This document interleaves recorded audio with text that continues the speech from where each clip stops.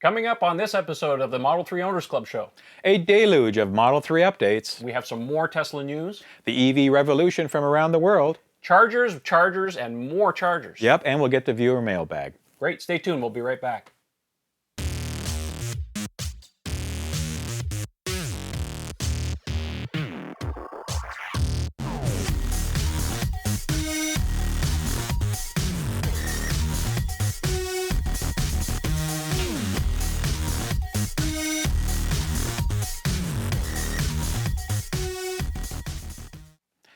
Well, welcome to this edition of the Model 3 Owners Club Show. My name is Kenneth Bokor. Hi, and I'm Trevor Page. Thanks for watching. Yeah, thanks for watching. Boy, we've had a busy time since our last episode that we only recorded a couple of weeks ago, but there's been so much stuff come up in the last week, we just thought we got to get together and do another show. Yeah, so much information. Let's start off. Model 3 updates. Model 3 Man, updates. oh man, do we ever have so much? We have a lot, so absolutely. Now, I know you did a pretty comprehensive review last week after the financial earnings call, but we wanted to maybe recap that and add a few new things that have come up since then. Yeah, I've had a lot more time to actually kind of let it all sink in and just kind of think about it. There's been a lot of discussions, obviously, on our forum and across the internet on the situation. So I think, let's just start at the top. Absolutely. I mean, it was a great call. Absolutely. The Tesla had stated that they're on track to start limited production in July, which has been their goal. Yep. They're steadying the ramp up to exceed 5,000 per week by the fourth quarter and 10,000 per week of Model 3 production sometime in 2018. Now, they don't say when. Don't think of it as January. I think it's going to be longer. Obviously, their parts orders kind of coincide with that. They've stated that they have 1,000 a week in July, 2,000 in August, and 4,000 in September, and that I think correlates some of your predictions earlier on. Yeah, it's important to remember that these are part orders that need to be turned into cars and then final deliveries. Now, because of a product ramp on a new vehicle, when it starts off is always what they call an S-curve. It starts off slow, and then once they get the production and things kind of fine-tuned, it really takes off to the point when they reach capacity and they back off. So it doesn't mean that we're going to see necessarily 4,000 cars in the first month of July. Right.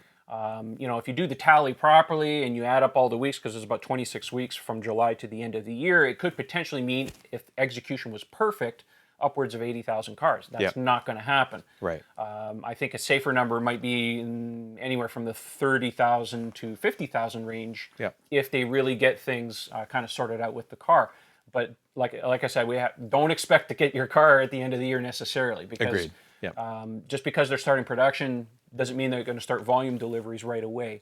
It's important also to remember too, and Tesla has been fairly consistent about this, is the initial production of cars are going to go to employees first. Now, there's a reason for that. Employees are essentially the beta testers, and because they're local to Tesla down in the Fremont and the Bay Area, that they have a quick feedback loop for early problems on the cars, rather than send them out and then have a whole bunch of problems. This is a very important car. They can't be sending cars out with all kinds of problems. They've learned that mistake from Model X. They don't want a repeat of that again. Absolutely. So it's important. The other side effect of that too is obviously because anecdotally we know we have about 10,000 reservations from Tesla employees themselves, that a lot of the line workers, knowing that this might be one of their cars, might spend a little bit more time on the quality control situation, so that, you know, knowing that it might be one of their vehicles.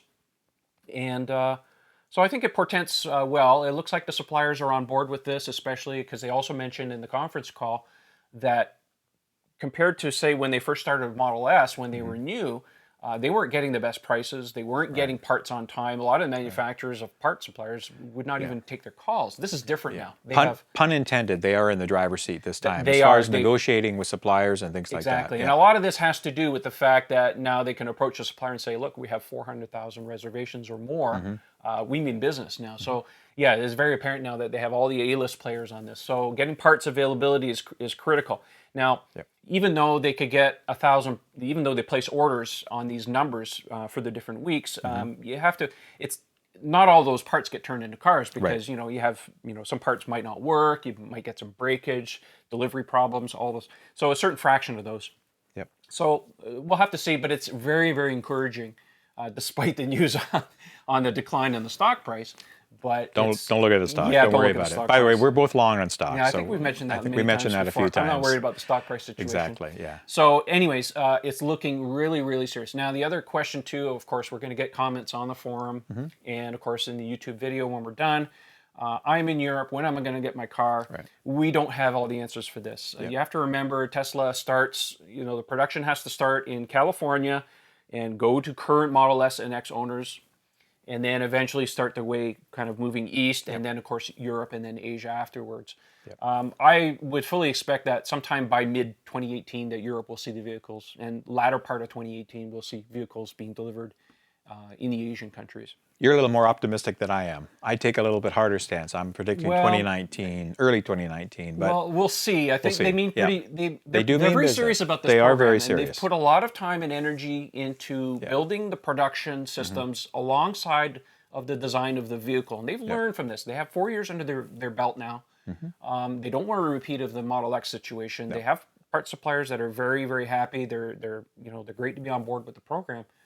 So the main thing is not so much the parts. I think it's really the product ramp up, and they've been making a lot of noise over the last couple of years, if you haven't noticed, about this thing called the machine that makes the machine. Because honestly, if you really look at manufacturing, literally anything, that the equipment that you make to actually make the product is actually more complicated than the product itself. But once you get it done, you're good to go for a while. Well, right? Yes, exactly. So all of that machinery and the design and stuff takes time. So in some cases, when they first started with the Model S, they built the car first, and they said, well, now we got to figure out how to make it. This is not the case with the Model 3. All that equipment that makes the car and the car were designed hand in hand at the same time so that they can get a good product ramp on this. So the critical part really is the product ramp. So how fast can you move it? In the past, they've been a little slow, and once they got stuff sorted out, but they're on better footing now, and they have some very good hires and some people that have lots of manufacturing experience, like Peter Hochholding, who came in from Audi last year. So I'm pretty optimistic that they're going to get a certain number of cars, several thousand cars out at least by the end of the year. Oh, guaranteed. No doubt about that. Yeah, it won't be zero, but it won't be 80,000. It won't be somewhere. I agree. A number in there and between. We've got a slide on that, but certainly the supply chain is well on their way to support that. They did mention that they have an undefined number of beta prototypes that were built in February, and they're continuing to build, and they've done some initial crash test results. They haven't said anything about ratings or anything, but they've done some, some internal. They've been positive. Yeah, just to reiterate that Tesla is seeking a 5-star rating in every category in this car, just like the S and the X.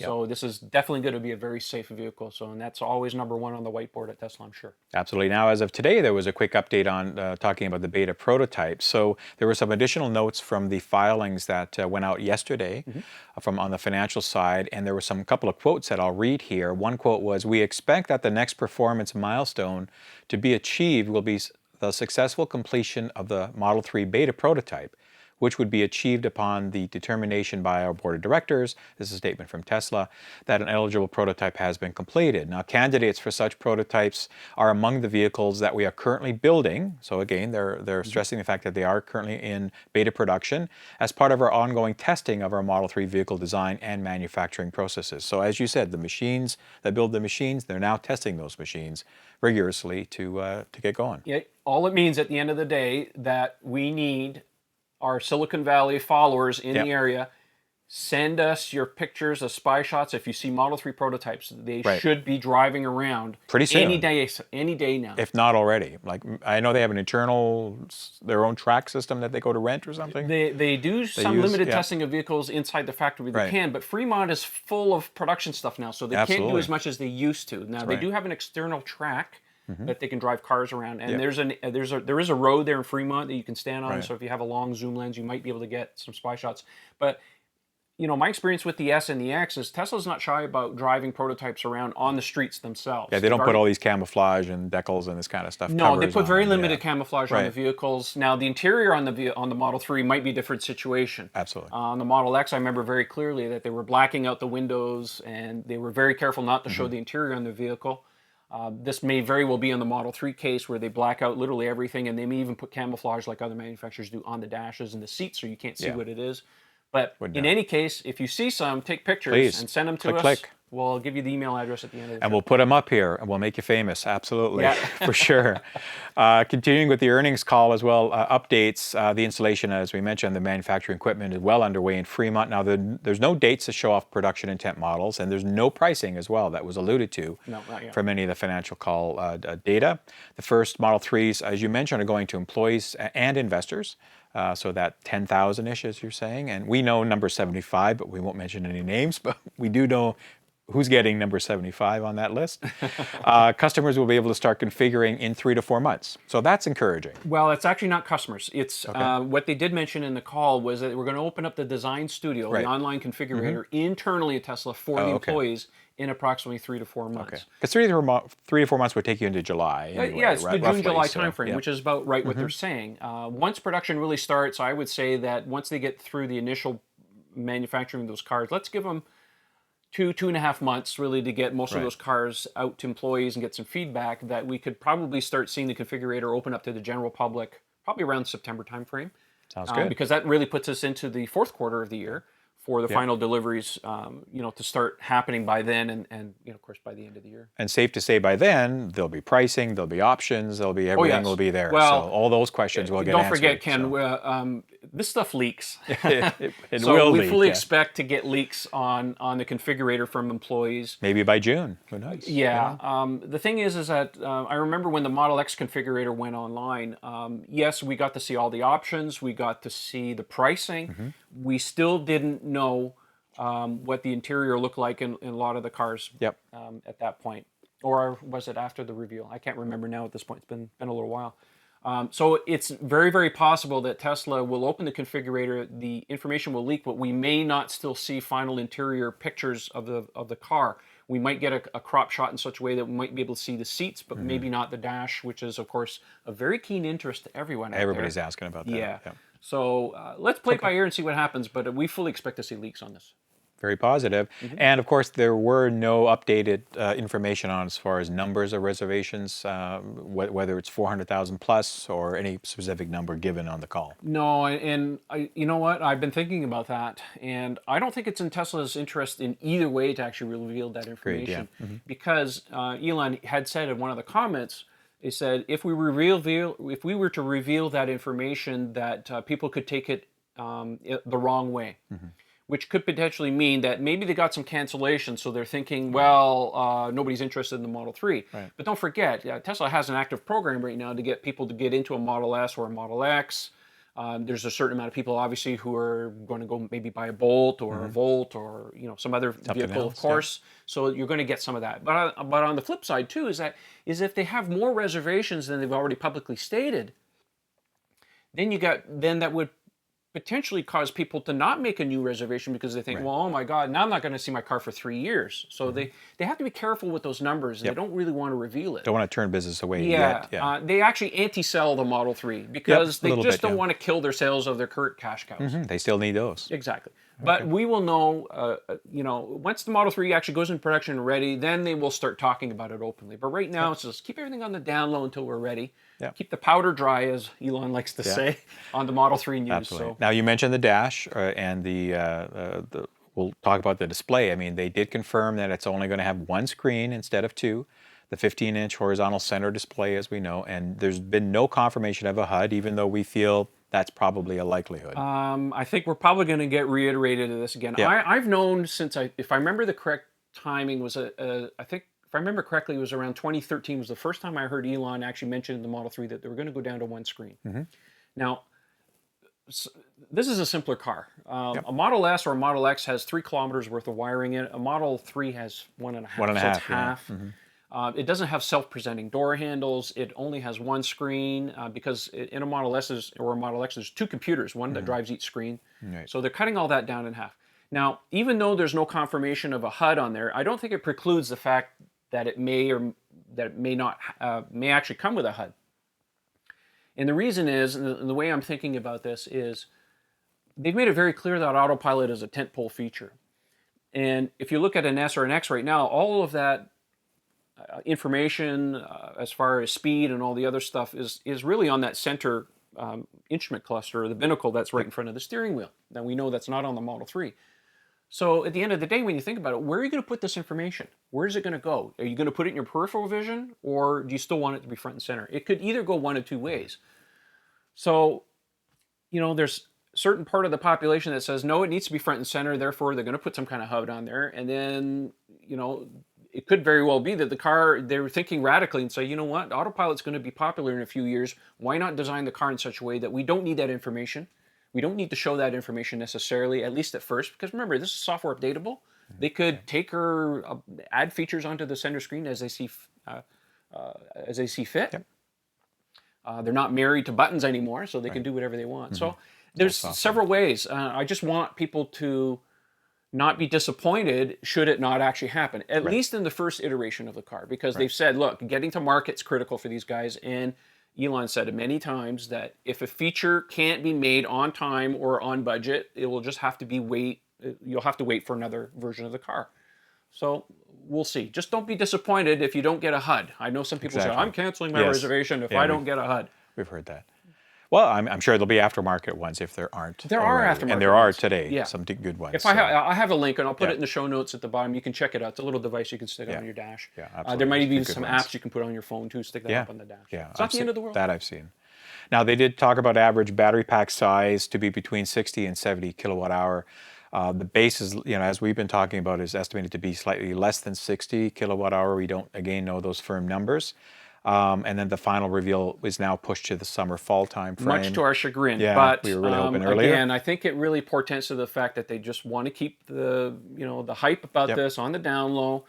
They could still surprise us, as they usually do, with some extra features. He did allude to it that they're, you know, he says that the cars have more spit and polish on the car. In many ways, it'll actually be better than the prototypes they've shown. So they have something up their sleeves for this car. They're not talking about it, so just be prepared. There's going to be more to what we've already seen. So we just have to wait a few more months. Not the end of the world. For sure. Now, the Schuler stamping press, which we've talked about before and you've described, could be the biggest bottleneck in this thing because they're still working out some of those bugs. We don't know how long it'll take. You know, if it gets smooth operation quickly. So I know for a fact it's being installed right now. Okay. Yeah. Yep. Instagram is a wonderful That's thing. true. That's true. So we'll see. We'll keep our eye on that, and if we get any more updates, we'll certainly let you know. On the wrap up, there was an article that came out from Electrica that talked about, you know, an idea synopsis. Now, you mentioned 80,000 earlier. That perfect execution, everything fell into place the way that they planned and they executed, that they could build 80,000 Model 3s in this calendar year, so between July and December. No, that's not going to happen. That's not going to happen. I think we need to do a reality check, folks. I mean, I'd love it for it to be more. Don't get us wrong. I mean, you know, we'd love to get our Model 3 sooner than when we think we're going to get them. But the reality is that these things take time, and as you're mentioning, there's a ramp up, and it is linear. You know, that S. So it'll start, and then it'll quickly ramp up fairly fast. I'm going on record of saying that I don't think they'll build anything more than 65,000 units. In fact, I think it'll be between 50 and 60,000. What do you want to go on record and say? You know, we'll to make it interesting? We'll bet $1. How's that? We'll bet $1 to make it interesting? or a lunch. Yeah. What do you think? But that's what I'm thinking. It sounds reasonable. I'm going to say, I don't. 80,000 is not going to happen. 80,000 is not going to happen. Yeah. Zero is not going to happen. Correct. So it needs to be somewhere a happy medium in there. I'm gonna say that it's going to be it sounds about right in there, 50 to 65, 70. Yeah. Sounds about right. That's, like I said, provided that there's no major hiccups. Correct. Delays happen, folks. These things do happen. I mean, we just saw the Chevy Bolt, for example. Right now, production is constrained, and their sales into the U.S. have actually been reduced on that vehicle because they don't have enough inventory. Well, I think they kind of overestimated how many they would sell, and LG probably came to them and says, "Well, we just can't make enough powertrains." So Tesla is, very serious about making several thousand vehicles in the second half of this year. So Yeah, we'll have to wait and see. But predictions are a difficult thing to do. I know. And this is why the analysts spout off a bunch of stuff, and I don't really give much credence to that. I don't either. I'm just having fun with this. I think it's nice to throw out a number. And again, because we get asked, as you mentioned earlier, when are we going to get delivery? When am I going to get delivery? I'm over here, I'm here. And again, it all depends on how many units they can produce this year. And that also ties into what we talked about the U.S. tax credit before, which we've gone on and on about, about the rebates. So again, depending on how many they build, that timeline will go out. You still have lots of time. There's still a lot of discussion about the federal tax credit in the U.S. Now, of course, it doesn't affect us as Canadians. We have our own little thing going on. But it is critical for Tesla, and Elon said they really want to do the right thing, and I think their timing for this is going to be tried to get production up to a comfortable pace in such a way that when they get really, really close to this magical 200,000th vehicle sold in the U.S., not produced, but sold. That they can maximize, so they can maximize the phase-out period of the tax credit, which is 2 calendar quarters after they reach the 200,000 car with no limit. So they could sell 200,000 cars, and everybody gets a potential $7,500 credit before it phases out 50%, and then another 50% 6 months later to get to zero. So we'll have to we're gonna have to wait and see. But I think this is part of the production ramp up is to try and maximize those federal tax credits for the end user. Agreed. So Elon's thinking of that. So we'll wait and see, and we'll keep you informed, of course, on that. Now it looks like a first pick of the Model 3 chassis. And I know there's a little discussion because I didn't read any confirmation, but then you came back and said that you did have some confirmation that was actual Model 3 chassis that was leaked. I looked at that and I zoomed in and I compared it to videos. It is the Model 3 chassis. Excellent. Now it doesn't look like it's off the actual production line at this point. It looks like it was put into fixtures and built as final parts, final design off of prototyping presses or whatever. But it is definitely a Model 3 chassis. Good. So we don't know how many of these they've built. We're assuming a bunch. Well, you need more than one beta prototype to test, of course. But it is definitely a Model 3 chassis. Absolutely. So when we see more pictures or any more stories come up, again, I'm just we always like to report facts, and some of these stories that when we search the internet and we bring these segments to the show, we want to make sure that we're reporting on the right facts. And that story was a little ambiguous on what it reported, so I wanted to kind of nail down. It didn't really say that it was, so I kind of wanted to get confirmation. I'm glad you're able to confirm that. So now there's another article came out that the Model 3, of course, is going to have a good chance to be the most made in America car, which is great if you're a Trump supporter who's pushing all made in America. So Elon's sitting pretty good from that perspective. Yeah. I think it's important to remember, I know it affects some of us Canadians up here because one of the things that people don't realize is that because of the North American Free Trade Agreement, the ratio of parts that are in the vehicle, especially in a Model S and a Model X, is below the threshold. So we have to pay an extra 6.1% import duty on these vehicles. And it's bundled into the cost, plus the exchange rate. So it makes for the Model S and the X, which isn't very good today, very expensive up here. I have not been able to received confirmation on multiple occasions trying to ask Tesla and Elon directly. The fact that the battery cells, and this is the part that really causes the car to have the 6.1% imposed duty, is the fact that the cells on the S and the X are made in Japan by Panasonic. So because of that constitutes 50% makeup of the vehicle, that it doesn't qualify for a fully made in American vehicle, as far as we're concerned, not America, but as far as us. What I'm trying to find out is, and it makes sense, is because the cells are now made in the U.S. at the Gigafactory, does that import duty tax apply to the Model 3 anymore? I have not been able to receive confirmation. Does it either apply or is it lessened somehow? Well, what it does is that it would make the Model 3 more affordable up here than otherwise would be. Because now it's an extra 6% tax or whatever that we don't have to pay on the vehicle. We just got to pay for whatever exchange rate. Another couple of grand on a $40,000. Well, it's $2,600 if you factor in certain things. So that's money in our pocket. So anyway, if anybody is at Tesla is listening, and we'd like to get some kind of confirmation, for sure, if that still applies or whether it's going to be taken out, and we really like to know. And of course, the Trump administration is looking to renegotiate NAFTA, so that whole thing could change. But I don't think it'll change for a while if there's anything drastic. I can't see any drastic changes because these are policies and trade agreements that have been going for a while. And even though President Trump says it's a disaster, I really don't think it is that bad from an agreement perspective, specifically between Canada and U.S. I can't comment on the Mexico side, but so I can't see it radically changing. There's a lot of concerns, as you mentioned, we're watching that, because it affects our economy here in Canada.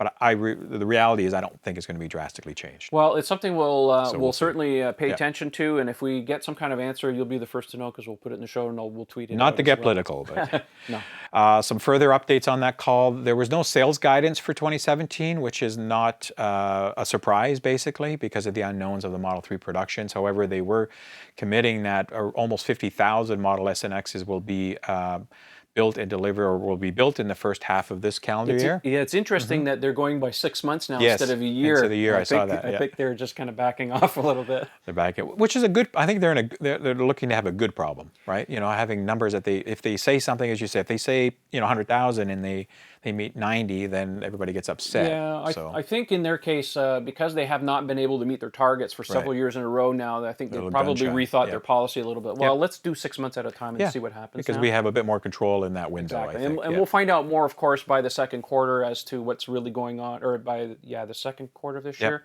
what the status of the Model 3 is. And by the third quarter, we should have some real numbers to start reporting on. Yeah, they should be in a really solid predictive mode as far as how many productions. Yeah, so they're really on track. I think for Model S and Model X, the goal was always 100,000 vehicles because that's really market saturation for a vehicle like that. And Model 3 is really 400,000. So combined, it's 500,000 by 2018. Yep. And they're hoping to get to 1 million vehicles by 2020, but that requires a factory expansion, which they're currently working on now. Right. And they also announced that they're expanding more retail outlets. Their supercharger, they're doubling the number in North America, specifically USA and Canada. So that's great. Hopefully we'll get that connection between Eastern Canada and Western Canada on the Trans-Canada, because there's a big gap there. Yep. And service functions as well. They're also expanding their mobile repair service because they know they can't build enough stores, so they're going to increase that. I want to make a point about this, Ken. It's important to note that the service centers as it stands right now are getting better, but they're still very, very, very busy. And of course, with Model 3 coming, it's just going to be a madhouse. So what Tesla's really done is two things. They're really expanding, as you mentioned here, the mobile repair service, which are the Rangers. And they really discovered that most problems really are minor. So if they can send someone out to you rather than you having your vehicle in, it reduces the load on the service centers. Absolutely, yeah. The other part, too, that the service centers have to do is deliveries on the vehicles. Elon also mentioned in there that they are working on some high-quality videos that you'll be able to watch on your phone or your devices or potentially even on the vehicle, so that you could do your delivery process of a Model 3 much, much faster than waiting in the showroom and spending 2 hours there. You could actually pre-prepare yourself for the vehicle. And they're also looking at simplifying a lot of the paperwork and the processes. So you could potentially go into the delivery center, do your final paperwork very quickly, get maybe not even have to deal with a quick overview because you might already be pre-educated about it in advance. And potentially be in and out of there in maybe half an hour. And they might send that information through your My Tesla account, where you can get documents. Exactly, that would be potentially another place they would put it too. So, but the goal is to reduce the amount of time it takes to do a delivery, because right now it's in excess of about 2 hours to go through the process. If they can get that down to a quarter of the time, then they can move the cars a lot faster. We'll be paying close attention to this. We'll be watching that. And again, thanks for our friends at Tesla Oakville for inviting us for the grand opening a week or so ago. It was a great time. It was packed. I couldn't believe how many people. If you watch our last Model 3 Owners Club show, you'll see in the second half there where we went to the thing. We didn't really talk about it a little bit because we wanted a bit of a surprise. But we had a great time. We met a lot of friendly people at Tesla. Very nice. Nice center. That knew us, and lots of fans. It was fun. It was fun. And I had a great time. Great time. They do a good shindig. They do good parties. Good parties. Now, the Gigafactory locations as well was updated, that they're looking at different locations for 3 and 4 Gigafactory, because they announced that the solar plant in Buffalo is now called Gigafactory 2. So we know what that's called. And of course, in starting production of the batteries at Gigafactory, they're now achieving a 35% reduction in battery costs, which are below $125 USD per kilowatt hour. of that pricing. And it's interesting because there's a lot of talk about those achievements on the battery side. We specifically look at the 2170 batteries, that they provide great, and we've talked about this before, so we won't spend a whole lot of time, but just briefly that they provide greater power at a comparable cost to the older batteries, which means you get more bang for the buck, you know, and I'll use the pun. 50% larger volume, right, as you've alluded to, than the 18650, even better chemistry.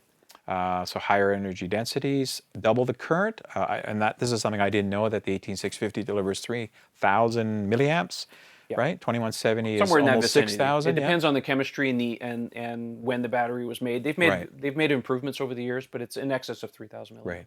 So basically, they're able to produce 2170s at a similar cost to the 18650, but again, you're getting more bang for your dollars. Well, yeah, more energy, less cells, same cost as the outgoing cells. You know, they've always said they want to do a minimum 30% reduction. Now Tesla's officially putting the number 35 on their promotional video. Right. That's right. If you go into a Tesla store and they've got a video running in the background, you can watch that, and they're actually saying 35. Right. Now, so probably a little bit more. Probably more. And of conservative. Course, see, the other thing too that's nice about this battery technology is that it still gets cheaper over time. Yes.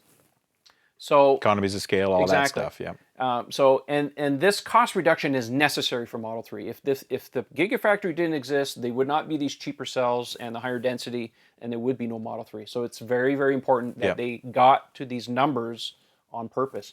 Now, the other thing too is Tesla's also still shooting, not initially, but when Model 3 gets into very, very volume production, Elon said that they're still looking at getting margins very close to Model S and Model X, so in excess of 20% on the vehicle, which is more than I thought. I was pegging it around for that price point, 15 to 17%, but they're still shooting for more than 20. So there's some good margins on these vehicles. Absolutely. And what that means as far as the battery, in my understanding, is that you could get, if I throw that out there, a 70 pack at the price of what a 60 would have been before, that kind of thing, right? Yeah. For that's what it means. And now there's discussions about, there was an article that just came out about how the 2170s will be laid out on the Model 3 based on some information that came out, that there's 220 cells in parallel with 8 battery modules in the Model 3. So they talked about how that could be laid out. And again, if you can, and how much physical space, so you could kind of get an idea of the sizing of the packs. I think that's where that all came from. You're talking about the article from Randy Carlson? Yeah. Yeah, he's one of the better authors on Seeking Alpha. Now, I don't really recommend that website because there's a lot of haters there. But he makes some interesting observations. He was positing that there's a potential that they could lay the battery sideways instead of being upwards. Now, personally, I don't think that Tesla would do anything like that because they are leveraging everything that they've known in S and X. Don't rock the boat, just do better packaging, better cooling, reduce the cost, and get to market quickly. So re-engineering a battery pack just for the sake of re-engineering it, I don't think really makes sense. So, I agree. Nice effort on Randy's part. He's a good guy, but I don't think that's really going to fly. Nice like I said, it's just blue sky thinking, and there's nothing wrong with that. Something to talk about. Yeah. Give you an idea. So on some other Tesla news, there's expansion in Russia. So I'm not sure if we got any emails from anybody in Russia or not, or any comments, but I'm sure we probably have a couple followers we have anyway. Viewers from all over the place, but I don't all over remember the world. anything from I don't remember from Russia. It's close to Russia, but if you do live there, you're happy to hear that there's been some reports that they're looking to put stores and service centers in Moscow and St. Petersburg, and of course expand the supercharger network in Russia as well. Yeah, they're expanding all over the place. They did Portugal and Spain, and now they're into Russia. So crazy.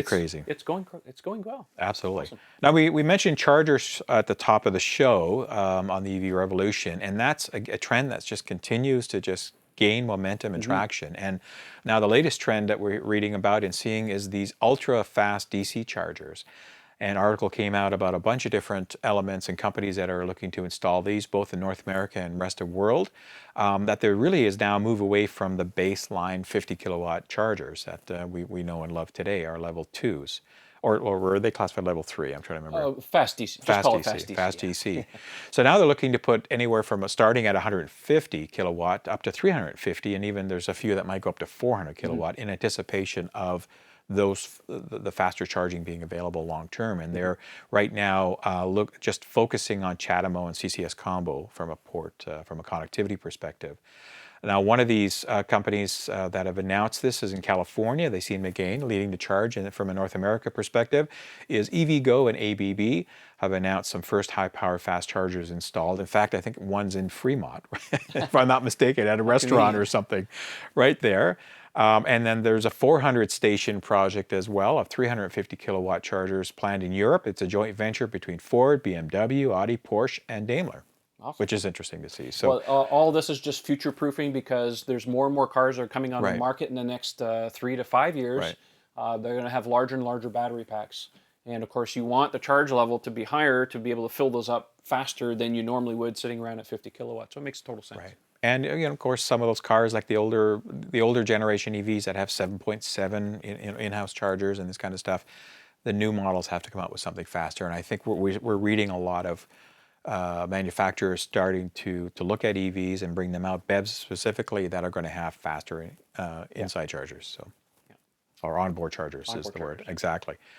So we'll wait and see. And again, we want to get to that. We talked about it at one of the last shows. We want to get to that experience of almost that gas station where you can go in and in 10 minutes or so, or 15 minutes or 5 minutes, ideally, get that 80% charge. And you need these fast chargers and the bigger onboard chargers to the other thing too facilitate that. And the batteries. Well, it's not just that, but if you think about it from the current perspective of Tesla right now, they got so many cars, and some of the supercharger stations are filled to capacity right now. Absolutely. So if you could actually, have more throughput, that helps with the congestion issue as well. Now, we did talk about that.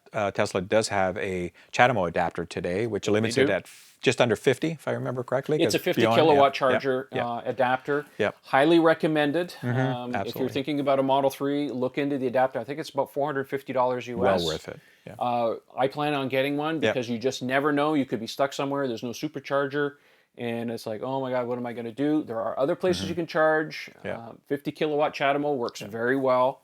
So it's money well spent. Absolutely. Eventually, we'll get probably referral credits, and we'll see. We can share those. We can share those. Absolutely. Get my own charger for free or something. I don't know. For sure. Absolutely. And continuing on with more chargers, organizations E.ON and Clever have combined to come out with several hundred ultra-fast stations, as they're calling them, DC chargers in Europe. E.ON is an international energy company with over 1,200 public charging points in Europe, and Clever is a Denmark-based e-mobility service provider to plug these guys.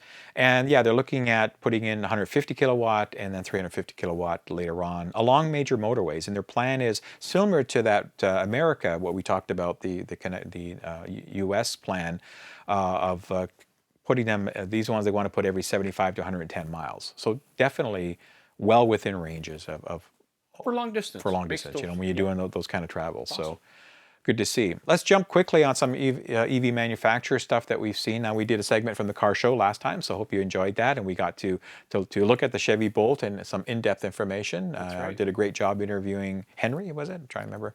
Oh, I think so. That was Harry. Harry. Yeah, Harry. So I did a great job. And again, we drove it. Interesting car. You can watch the show and see it. Nothing terrible to say about it. I had a meeting with someone at my house late last week, and they just picked up their brand new Bolt and they drove it to my house. I had another look at it. So nice. I had a chance to look at the lower trim level than what we drove. Right. We drove the LT, I think, or the we drove the Premier. And he had an LT. LT. Okay. So I was able to see. There's quite a bit of differences. Like, it doesn't have all the cameras. The seats are just cloth. There's no leather. Okay. The dash is exactly the same. Decent so there's car. A few things. Yeah, decent car. It's a decent driving vehicle. I was a little disappointed with the interior, but like I said, I think I've made a point of it that the money really went into the drivetrain and the battery on this car. Absolutely. And not so much the interior finishes. So it's not bad. It's fairly well laid out, but I was disappointed that it was all hard plastic on the interior. I thought they would have maybe a little bit more soft touch type of things. And of course, it's in stark contrast because we looked at the Volkswagen e-Golf, which had a very normal, general high quality Golf GTR or Golf GTI. Type of interior with soft touch everything, and it looked like a normal vehicle on the inside. Yes, it's going to have a smaller battery pack, of course, than the Bolt, and we still don't know pricing on that yet, but it's just where your priorities are. In the case of Chevrolet, they really put it into the battery pack into the range. They wanted to have the range, which is fine. There's nothing wrong with that. Which is that sweet spot. Yeah. So you got it. So Audi, of course, is we talked about the e-tron before, but they've announced the e-tron Quattro now. It's an all electric vehicle SUV, which is on track for deliveries starting in 2018. Now, the Euro NEDC scales are saying 500 kilometers or 311 mile range, but we know real world is about 400. EPA will be lower. Or 250 miles, and that's maybe a little generous too. It doesn't say the battery pack size on that, but definitely CCS, fast charging, 150 kilowatt. It'll be, the battery pack, if I remember correctly, will be anywhere from 100 to 120 kilowatt hour. They said? Okay, yeah. If I remember correctly. I don't have it in front of me. The article that I read didn't have it, but I'm sure it's out there. Well, when they're talking about these kind of ranges, that's the kind of the size they need, especially with the weight. Yeah, well, think it's like a Model X type of thing. Yeah. Absolutely. And it's all-wheel drive, so it'll have 3 electric motors, 2 in the back, 1 in the front, if I remember correctly, from that perspective. Now, if you've got, let's say 200,000 US to throw out, and and you've already reserved maybe 5 or 6 Model 3s, and you've got some extra dough, go to Bentley, because they've talked about an all-EV SUV as well coming out. You got to wait till about 2020 for this thing, but Bentley's now throwing their hat in the game, and here's somebody that we didn't think would probably come out with anything for quite a while. Isn't it interesting that all of these companies are announcing 2020, 2020, 2020? It's a magic year. You think it's just going to be party time in 2020. Now, it's going to be a little smaller than their current BENTAYA, if I got that right, BENTAYA model, but somewhere in that line. So if you're a Bentley fan, all the power to you. And eventually, if you get one, we'd love to see it. As long as it comes in British Racing Green. Got to have British Racing Green. Otherwise, it's just not a Bentley. No. For sure. Now, I think we've talked about the Ford Focus a long time ago, and we've seen some up here in Canada as well, but they're looking to do some things. Now, the European Focus specifically has a new 33.5 kilowatt hour battery pack and DC fast charging with a CCS combo. Again, European spec range of about 225 kilometers, 140 miles, but real world about 185 kilometers, 115 miles, and around 37,000 US. So I don't think it's that great of a deal when you look at those kind of stats, but in Europe it could be. I think you have to put it in perspective. You have to put it in perspective. Yeah, I mean, you think we're so absorbed with the Model 3 and 35,000. It's great, and the Bolt. I mean, other things that are coming out, right? Yeah. But these other manufacturers just don't have the battery cost that Tesla does. Right. So they have to start somewhere. But it's a step in the right direction. It just needs more EVs. Exactly, it's a step in the right direction. And sorry, if the car does come to Canada, especially here in Ontario, we have some excellent rebates, because as long as the car has 16 kilowatt hour or more battery pack, the rebate's $13,000. Absolutely, if it has 5 seats, it's another $1,000. So you qualify for $14,000 rebate on the vehicle. So this is pretty serious numbers. We've talked about that, and I know you've put the link before, but it's easy to find if you're up here in Ontario specifically. Just Ontario Electric Rebate EV rebate program, and you'll find it. But the list has been revamped just over the last month or so to cover newer models that are coming in. And I mean, all the Teslas, if you look at everything Tesla, and the Model 3 isn't in here, of course, because it's not shipping, but all the Model 3s qualify for a $14,000 Canadian rebate, which is fantastic. And that's the only manufacturer that has them all covered. Yeah, the EV rebate program in Ontario specifically just got revamped, and the changes are retroactive to January 1st. I think I'm going to do a separate video and just go over all the details, what qualifies, what doesn't qualify, and just kind of all explain. It's too long to go over in this particular show. It's a comprehensive list, though. But I'm going to. I was just thinking about that yesterday. I think I'm going to do something just for this and just explain it. Like even the Smart, $13,000 for a Smart, and you can pick one up pretty good. Well, very quickly. I mean, the government's what the government's done is that they really want to refocus the EVIP program and focus on the cheaper vehicles, because they feel that that's where it can make the most impact.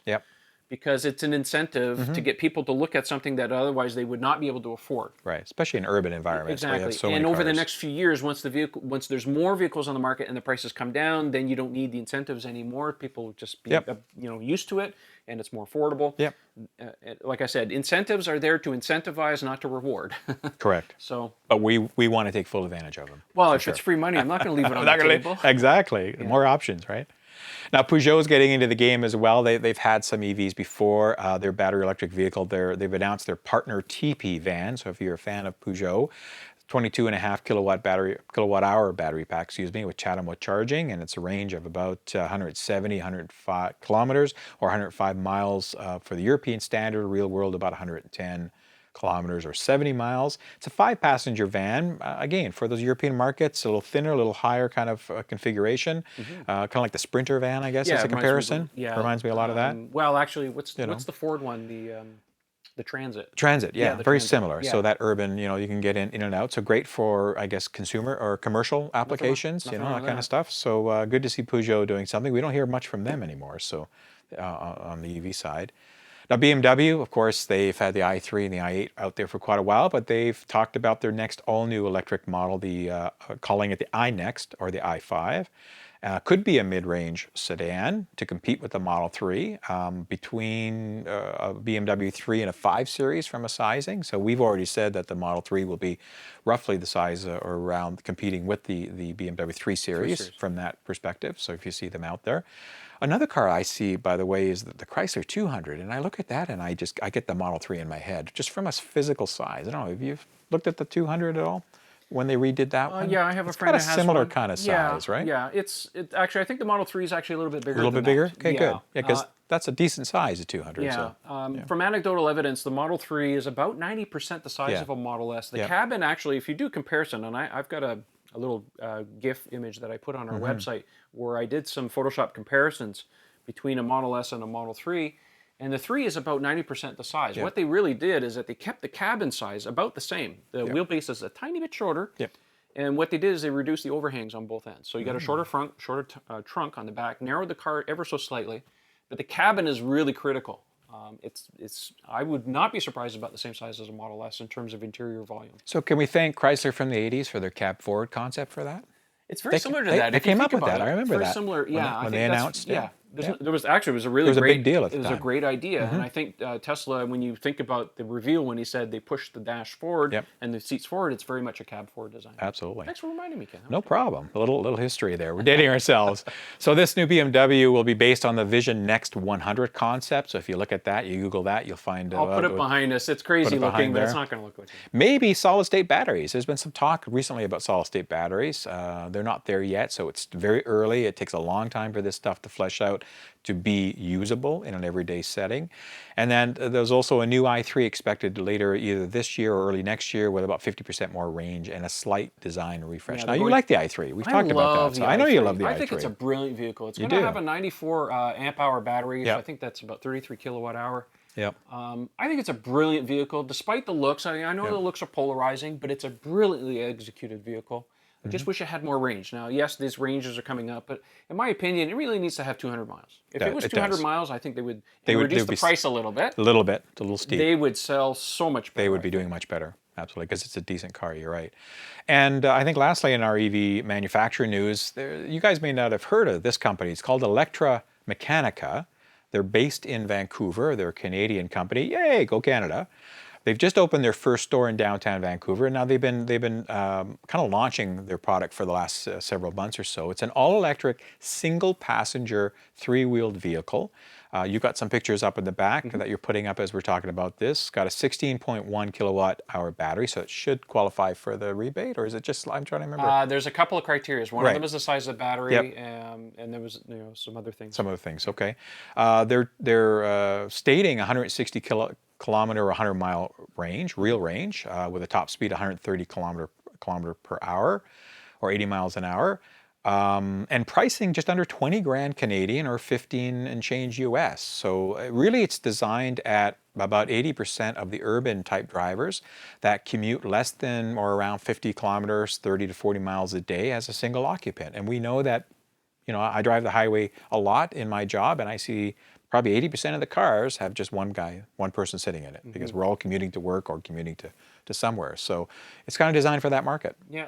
My only concern with these small vehicles like this is the crash ratings. You Right. have to be real careful about the safety There's no situation. data yet on that. It is for sale. I mean, they've got prototypes that they've got out there. That means and they've gone through some kind of so they've gone through certification. that. So. Yeah, absolutely. And sorry, there is one more manufacturer we do want to talk about. The Honda has announced the Clarity. It's a mid-size sedan, a battery electric version, 80-mile range. No other stats that I could find as far as battery packs or anything. It's supposed to come out in 2018 as that model year, and around 35,000 US. I don't think it's a great deal. Again, I'm a little negative on that. 80 miles? Really? Yeah, they're taking their fuel cell car and just throwing a battery in it, basically, is for what I've read. So I don't know. Sorry, Honda. Honda, we love you, but you're just not there. You gotta get with the program, guys. Exactly. Yeah, keep trying. You might get it right, and stay away from fuel cell. It's not going anywhere. Yeah. And we have nothing to report about Nissan yet, but hopefully they're going to be announcing the new Leaf maybe in an upcoming show or sometime this spring. We don't know. We'll wait and see. And now that, saying that for years, now that the CEO is changing roles and stuff. So well, there was a spy shot of the Leaf, the new one. Was there? It looks like a Versa. Does it? It's going to have the new design language on the front end that looks like all the other Nissans do. Okay. The question is, how big is the battery? How big is the battery? What's the range? They got to be in the 200+ mile club. They have to, because that's the minimum passing grade these days for a battery electric vehicle. Absolutely. I mean, if anybody's going to buy, put some serious money down. The bar has been set now with the Bolt, and of course the Model 3 now, it's 200 miles, 320 kilometers. It is. That's the minimum passing grade now. Got it. Mailbag time. Hey, mailbag. Love Yay, finally gets a mailbag. Just a couple here, not too long. We haven't got a lot recently, but we have from Tobias, who's in Germany, in Bremen. Thanks for this email. This is back in January because we didn't do one in the last show or so. Oh, that's right. He just asked a couple of things. He wanted to know if we could talk about, as ongoing research about EVs with range and cost, put a table together. It's a lot of work for us to do to actually look at everything out there, and there's so much information that you get, and I'm sure that somebody's already done that. So he's asking about reflecting on this information versus the Model 3. I mean, we've talked a lot about the advantages of the Model 3. Supercharging is one big advantage. Again, these DC fast chargers will close the gap, the ultra fast chargers. And he also asked about some home charger information. There's a lot of companies that are making home chargers beyond just Tesla. We would probably recommend Tesla if you're getting a Model 3, obviously, to stick with that, but you don't. The charger thing is going to be interesting. I plan on doing a video when I do my my high-powered wall connector installation. That's right. You've got working on that. I'm going to be talking to an electrician, I believe, sometime this weekend about preliminaries. I expect to receive mine because it's sitting in my condo in Florida. I'm going to have it sometime late April. And if all goes well, then we'll just document the whole process of getting this installed so that you get a chance to see what's involved in this. It's not a big deal. If you already have electrical in your house and so on and so forth. I have a special circumstance with my house, and you'll see in the video of how it goes. But I fully plan on doing something like that. So it'll be interesting. But thanks, Tobias, anyway, for the email and for some of the comments. We got an email from Adam.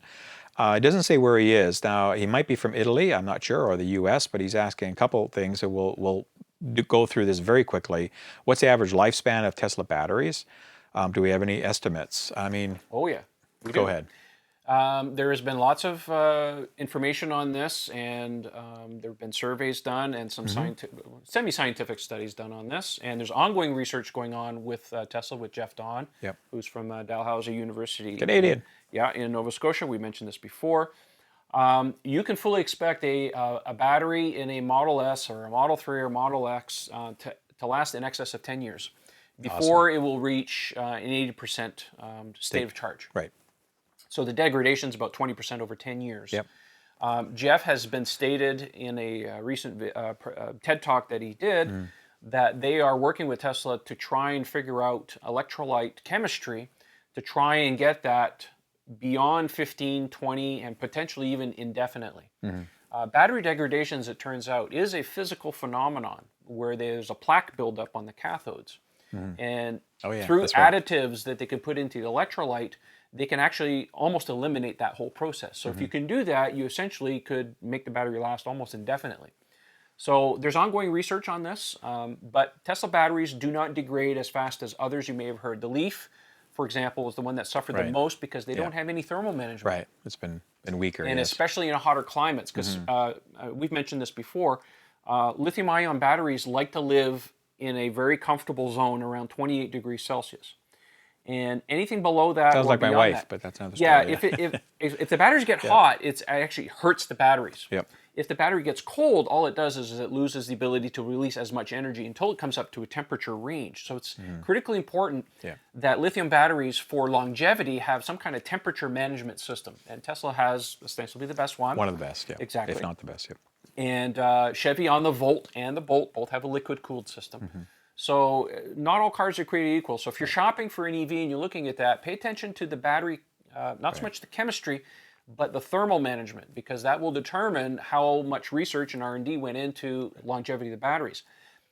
The flip side of that too, Ken, is as battery costs are coming down, replacement battery costs in a few years, in 10 years or 8 years, they'll certainly be lower than they are today. Yep, absolutely. So don't worry about it too much right now. Most people keep their car for 5, 6, 10 years, 12 years at the most. Yep. And by then, you still have an 80% charge in the case of a Tesla, so it's not the end of the world. Yep. And they're fully recyclable, which is good. Yeah. So they don't go into landfills, and Now, they are dangerous, so they have to be, they have to be Yes. recycled properly. For sure. You asked about do we have numbers on other EVs and stuff. We don't. I mean, you can Google all that. There's tons of forums, lots of ways to get comparison numbers on that. He asked about what do we think of Tesla's quality control issues. I mean, they've improved a whole lot since, and they're getting better and better with each passing. It was a rough at first day, with the so, Model for S sure. because they were just learning how to build cars. They didn't have all the best suppliers making the best parts. And they've literally almost redesigned that car from the ground up. Over the last 4 years. And the X quality control is good. It was just a complexity issue more so than anything, right? With some of it was a very complex vehicle. They've largely sorted out all those issues now. And of course, with Model 3 being a simpler vehicle to manufacture, less bells and whistles, it should be more reliable out the door than anything else they've done. I mean, I've heard Elon mention this so many times that quality is so important to them, along with safety and everything else. But they realize that they've had early quality control problems, and they're looking to fix that. So. And he asked about EV pollution. We won't talk about that today because that's a big, big subject. We've done some similar kind of videos that talk a little bit about it, but it's probably a subject that I'll put something out at some point on a little bit more. Because yes, it is a consideration when you think about, how electricity is generated, where it comes from, where to the, even mining for some of the stuff for the batteries and things like that, how much carbon footprint and energy is actually used to produce it. Exactly. So we'll look at doing some, but we don't have any definitive answers. But great, Adam. Thanks for asking those questions. And you know what that reminds me? Matter of fact, I have a link to the Tesla white paper that they did way back. I think it was around 2003, 2004, where they actually did that study and they looked at gasoline and hydrogen and EVs. And I'll put a link in the show notes. Look for it, and you can read Tesla's research on that. Great question. I mean, there's a lot of factors to consider now. The good news is that more and more electric energy production is being done cleanly. So, I mean, now the U.S. may revert back to more coal. We'll have to wait and see what happens. But as the world moves forward, that's being less and less. So we'll see. So thanks, Adam, for that. Thank you. Lastly, we got MJ from Santa Monica, California. Great. I love the pier. It used to be one of my hangouts. And he just mentioned about that he hopes the Tesla Model 3 comes with an HVAC filtration system. We talked about that. It should come with the biodefense thing, or well, we don't know like if that, it'll have that feature. I think I think it's a tentpole feature for countries that need it, namely China. It's one of the reasons they put it into the Model X. My opinion is that it may be a feature that will get to the vehicle, but don't expect it on the first iteration of the car. They have to get this car out quickly, and they have to save features for upgrades down the road. Absolutely. So it wouldn't surprise me if it came to the car, but it will have a filter in the cabin. It just may not be the HEPA filter type that we see on the S and the X. Exactly. And MJ also asked if we have any thoughts about the Model Y, any tidbits. And you can go on the forum, and there's a whole thread about the Model Y stuff. Don't expect to hear anything about the Model Y until at least a year has gone by with the Model 3 volume production. They're are focused. They are laser focused on the Model 3 right now. Got to get it out. They have said that they will develop other vehicles on the same drivetrain. Just give it some time. So, don't expect a Model Y for a time. Right now, it's all about Model 3. Absolutely.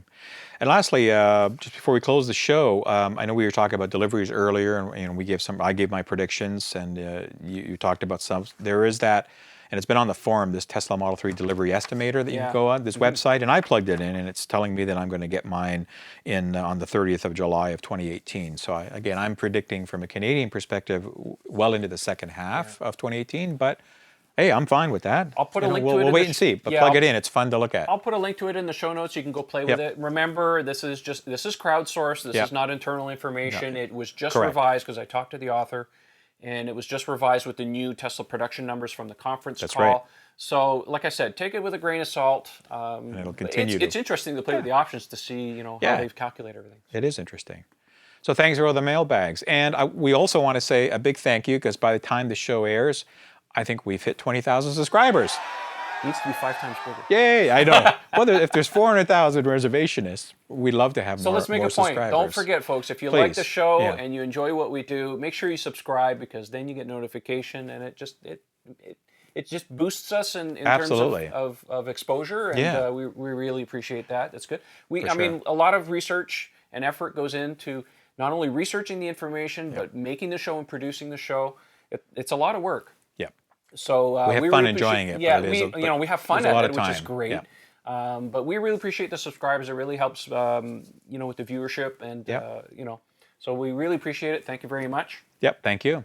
Now let's just end it off with our EV Annex promo, as we always do. As usual. Our good friends at EVIP. Now, I did a video a little time ago. I went and visited the guys in Florida when I was on vacation. Roger Pressman puts out a book called Getting Ready for Model 3, which is about 140 pages. Excellent book. Ken and I both read it several times. Yep. You can buy this from their website, and when you check out, there is a checkbox that says Add a License Plate Frame.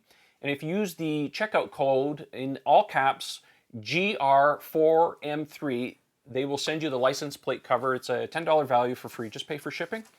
So our thanks to EVIP for the support, and a little plug for those I've got guys. mine on the back of my car. So yeah, I do too. Yeah, absolutely. So thanks for that. Thank you for that, absolutely. And there's a whole ton of ways people can reach us beyond just watching the show. How can they? Great. So if you want to email us for mailbag, or if you have tips, whatever the case may be, shots. You can email us at m3ocshow@gmail.com. You can follow us on Twitter. My handle is @Model3Owners. Ken's is @KennethBacor. Yep. He's got more stuff than I do, but I'm starting to use Twitter a little more. I'm old-fashioned. We're going to get you up, Ken. Get me up there for sure. Yep. Don't forget to visit our forum website at Model3OwnersClub.com. We also have a Model 3 Owners Club Facebook page. You can just search for that. It's too long to give the link, but it's there. You can just do that, and whatever we post, we put on there too. And we just mentioned about subscribing. Don't forget. And lastly, we'd really appreciate it if you take a look at our Patreon page at patreon.com/Model 3 Owners Club. And you can pledge whatever you like. It helps keep the show going and keeps things nice and happy for everybody. And you get early access for people that pledge a few dollars more a month to early versions of this show before it goes out to the public. We have some great shirts and stuff. I forgot about that. We have some great shirts on sale at the store. Mugs, all kinds of stuff. Yeah, all kinds of stuff. They've been, people like them. So yeah, you get these shirts and these ones in different designs. I'm going to work on some new designs once Model 3 comes out. So we'll continue to follow what's going on in the Model 3 world and bring you more updates on future shows. Of course, thank you very much for tuning in and for watching and for all the support that we get. Keep those emails, comments coming. We'd love to hear from you. And thank you very much. Don't forget, folks, Year of the Model 3. Year of the Model 3. We'll see you soon. Thanks for watching. Stay tuned. Take care. Bye-bye.